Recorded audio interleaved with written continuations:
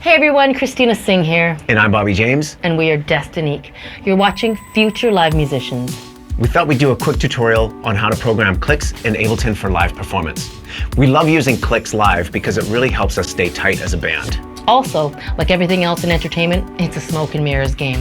The click is like having a little guide in your ears that the audience doesn't hear. It's the drummer who counts you in that never messes up.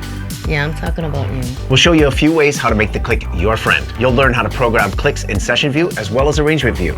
Let's get to it. So in this video, we are assuming that your tracks are already warped. If you need help with warping, check out the video that we just did on performing with Ableton Live in the link below. In our sets, we don't like to hear the click through the whole song as it can get annoying. So we just put it in the spots that we need it. Let's go ahead and open up our click template.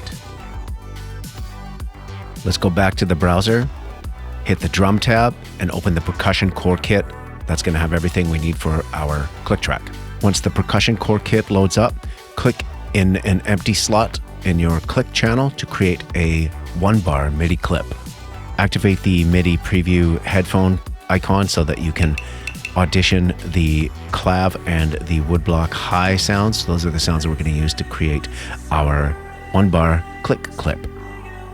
So that's working. Let's head up to the browser, grab a channel EQ, take a little bit of the top end off, grab a low latency limiter. This is just to protect your ears when you're wearing in-ear monitors.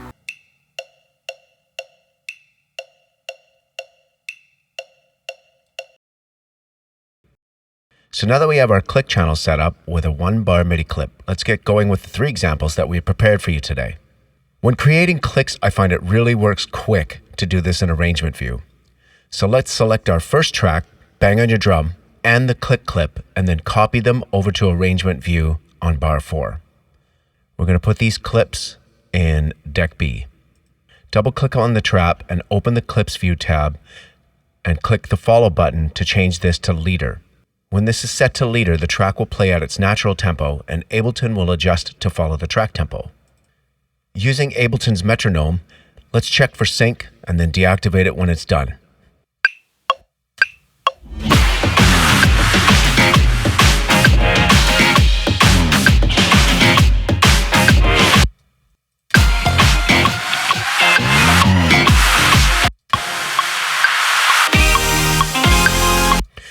Okay, so I can already see that there's a couple of shots here that we're going to need some clicks in. So insert a marker at bar 2 and rename to the track's name. If you notice, the click only gives us a half-bar count. So let's adjust our track so that we have a full 2 bars of time for the click.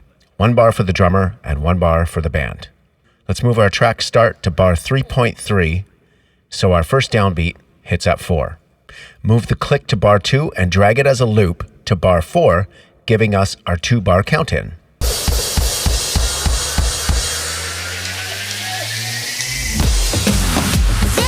Give it up for my main man, Mr. Bobby James on the drum.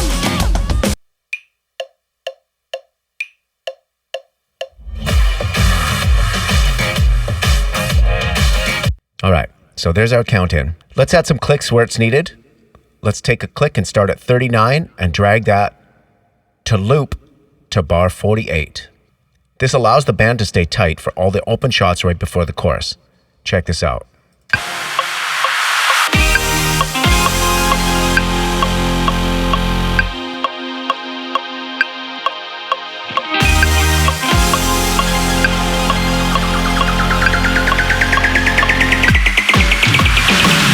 It's gonna hurt like hell, but I'll live to tell.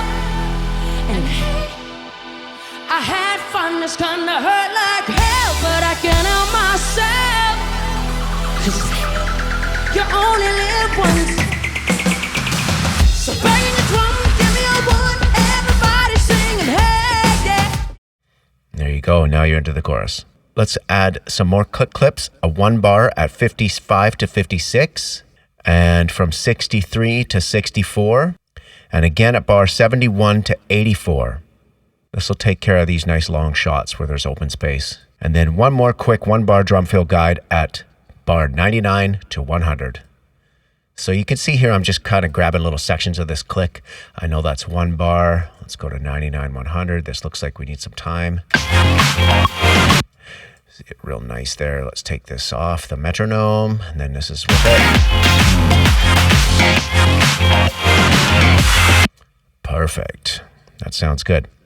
So copy the last 1-bar click to the very end, mute all the notes in the clip, and then select all click clips and highlight. Use Apple J to consolidate them. Now we have our click track for our very first song. Let's double click bang on your drum and use the start point to get that track fitting where we need it as well. So we want to keep that downbeat at bar 4, and we want that to line up right there. So that's -2.3.1 in our start point. That's going to allow you to have your click and your track at the exact same length. Let's select both of those, the click and the track. Hold and hit tab to go back to session view. Let's just copy that right over top, and that should be our 2-bar count. Let's launch that in our scene launch.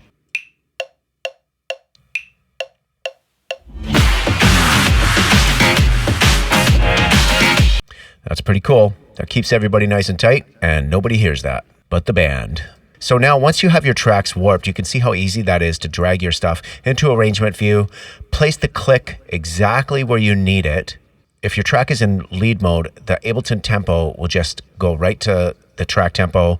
You know your click's always in, and just do a really good job warping it before you bring it into this view, and you won't have any problems. So there, look at that. Empty. You don't need all that ear fatigue, that click banging in your ears that whole time. You need it during the shots because it's empty, and you need it during these drum fills. So this is a really nice way to kind of get the click in and out. And once that's consolidated, let's rename that right now on the other side. So we're just going to call that click, rename, bang on your drum. And let's move along to our next example. Wait, stop. If you're finding this information useful, please hit the like, give us a comment, subscribe to the channel so we can help you continue on your journey to the stage. Let's set up a follow actions example from our new follow actions in the scene launch at the master channel. Let's create a click for an intro that starts from a looping section and uses the follow actions feature to give you some time on stage to engage with the audience or play some guitar. So in our session view, select the I Feel the Love scene and duplicate the scene twice, Command D on a Mac. Rename the scenes I Feel the Love loop, I Feel the Love count in, and I Feel the Love track. I like to color them all the same as a group. Copy them over to the scene launch clips as well. Let's create a 1-bar MIDI clip. Rename that. Now we're not going to need that for the intro, but we're going to need that for the count in. Let's select I Feel the Love instrumental and the click, hold down and press tab and copy that to bar 116 in arrangement view. Let's double click I Feel the Love and enter clips view and enter leader in the follow box. That'll make sure that our tempo lines up with the track for I Feel the Love. Let's stretch that clip from 116 to 158. Give us a click through the intro, and that should be good when the track starts. Oops, right there, 155.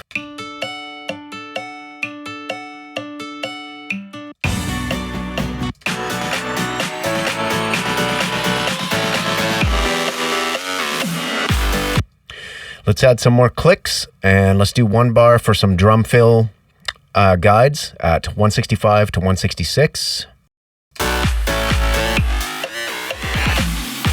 All right, now we're moving along here. So let's get our next long stripe of click here. So we're going to stretch out all the way till the track drops again. We don't need the click during the drop. A couple of 1 bar drum loop helpers here. There we go. Perfect. And then we'll give Christina a little bit of a loop if she's playing guitar in the end.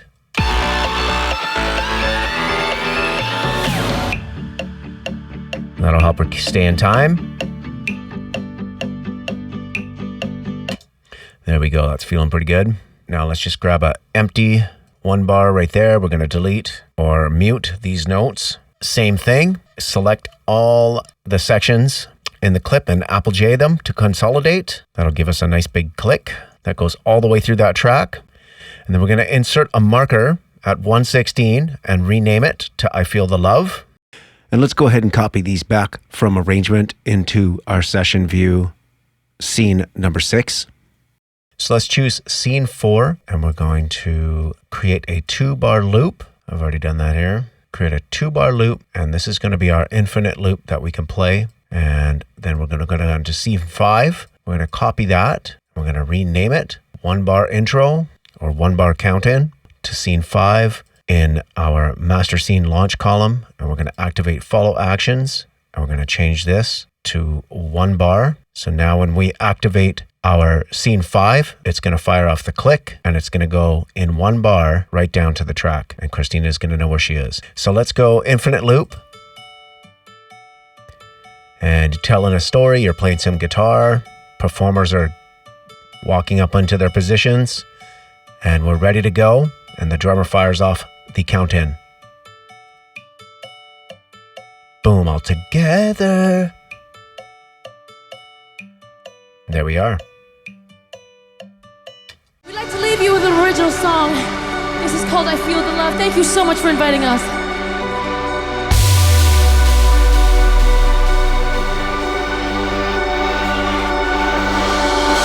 Imagine this heaven, sweet harmony. All these dreams and fantasies within our reach will be the spark that ignites all the colors tonight. So this follow actions feature works great. Let's move on to our next example. So for our final example, I'm going to show you how to trigger a vocal sample that's in key of the next song. This gives Christina a cue for what the starting melody is, since she starts on a pickup right out of the track. It's up to you what you use as long as it works for the ones who need it, and it's also great for a transition between tempos. We've been showing you how to set up your click and the space that you need in your track in arrangement view. So let's just do it quickly, a little bit differently here. So we're going to know that this starts on bar 1. So let's just drag that marker back to give us our 2-bar intro. You can enter it into the start box here. Let's just make sure. 1, 2, 3, when you love. Okay, cool. This is going to be looping. That's a 1-bar loop. So let's drag this over. And we're going to put the clicks where we want them now, but I just wanted to show you that you could actually do that in our clips view from session view. So you can move this start marker here, and that's going to give us our 2-bar click where that's going to happen, and then the track's going to start. So Christina will get the pickup right here, right on the 3 and 4. So when you love, and we'll already have the key of the track by the live sample we play, which is right here.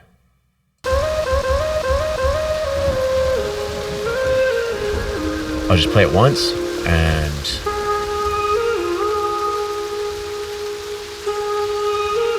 one, 2, 3, 4, 1, 2, 3, when you love.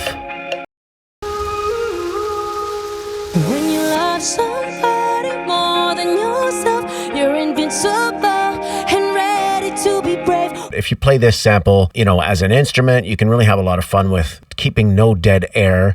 It works really great. And you can drop from a trap style tempo into a pop tempo. And then, this transition of this beat or this sample really allows you to make that smooth. All right, so let's just do what we did with the other ones. And we're going to stripe the click in on arrangement view. So we're going to highlight both of those. Grab them, hit your tab, and then let's go to 236 to give us enough room. Let's put a marker in right away. Rename. This is going to be our click. 1, 2, 3, when you love. So Christina's going to need a click all the way through this until the beat happens. And let's copy that. So this is super fast. I mean, once you even see the holes. So you just need a 4-bar right there, maybe a 1-bar here.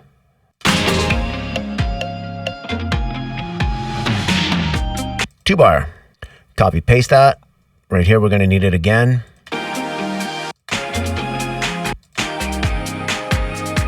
One, right there. So wherever you need a little bit of help for that click, just drop it in. Don't be afraid. You're just giving you exactly what you need. I definitely am going to need it out of this big drum fill here.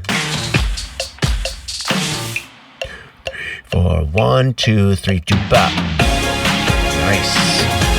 That's probably it right there. And let's grab that right here. Mute those. And Apple J right to the beginning again to consolidate that click. Highlight them both. Hit tab and go back to session view.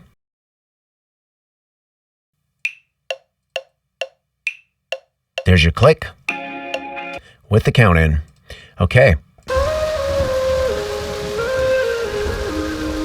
All right, I know what's going to happen. We're going to need a click.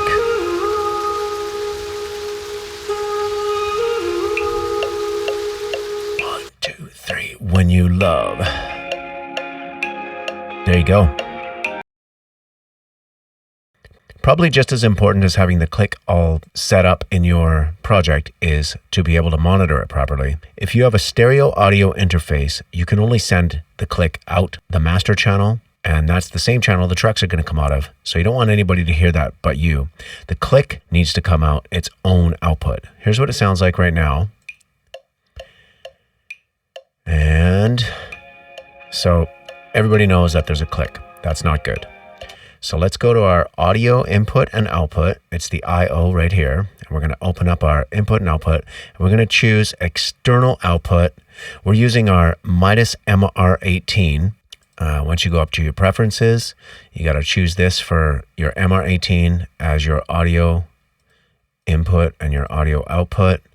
And I open up all my configurations for input and output, mono and stereo inputs and outputs, and make sure that's activated. And then go down here, and I'm going to send this out a mono channel, and I'm going to send it out 6. That's our favorite channel for sending the click. And then I can take that out of my Midas MR18 out the external out 6 and send that wherever I need to go. It needs to go to Christina's ears, or it needs to go to my ears. Then this is what we have. Nobody can hear it but us.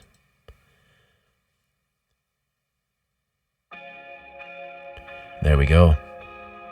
Okay, that's just a quick little tip on monitoring. There's some great links below for some more cost-effective ways of being able to do this. You don't have to take a big stage mixer on stage. You can use just a portable audio interface. Check out some of the links. Remember to choose a separate audio output from what you are sending the tracks. So master for the tracks usually, and then a separate, like a 3 or a 4, or wherever else you want it to go through your click channel. Let's head back to arrangement view, and I'm going to show you a couple of quick tips on how I use these markers that we've been putting in, just to kind of get yourself around the tracks. These are some great ways for you to start seeing the potential of using clicks in session view. Using them only when you need it, and being able to place them in an arrangement view really speeds up your process. There's one more great way that I like to use clicks, and that's in arrangement view and using the markers that we put in. Super simple, and you don't need a MIDI controller in arrangement view, so let's use the markers we inserted at the beginning of each track. Let's go to arrangement view and go to the very beginning of our project. Let's enter key map mode, that's Command K, or just press up here. And let's highlight our next locator and map that to one of the keys on your computer keyboard. I like to use the forward arrow. Let's map the previous locator to the previous arrow. Use whatever keys that are handy for you. This will allow you to scroll through each marker. When I want to go to bang on your drum, I'm right there. Let's go to the next track. That's I Feel the Love. Next track, When You Love Somebody. So that's really quick. Oh, let's go. We're going to back up a track. Let's start with Bang on Your Drum. No, let's not start with Bang on Your Drum. Let's start with I Feel the Love. Yeah, perfect. So it's really quick. As long as you know the order of these tracks, you could have 20 or 30 tracks. Sometimes if you're playing in a cover band or something like that, it might be a good idea to actually prearrange these. So let's do that in another video. But for now, I'm really happy with the way this is set up now, especially with the new follow actions feature. So the session view method obviously adds many more options to get you off the grid, as well as extending some of the intros and working with live accompaniment. So I hope this helps. Thanks very much for watching. Thank you all so much for tuning in. Hope this tutorial is useful to you. Make sure to check out the whole Future Live Musician series linked below. It's packed full of information for live performance. Give this video a like and subscribe for more. Future Live Musicians, let's go. From studio to stage.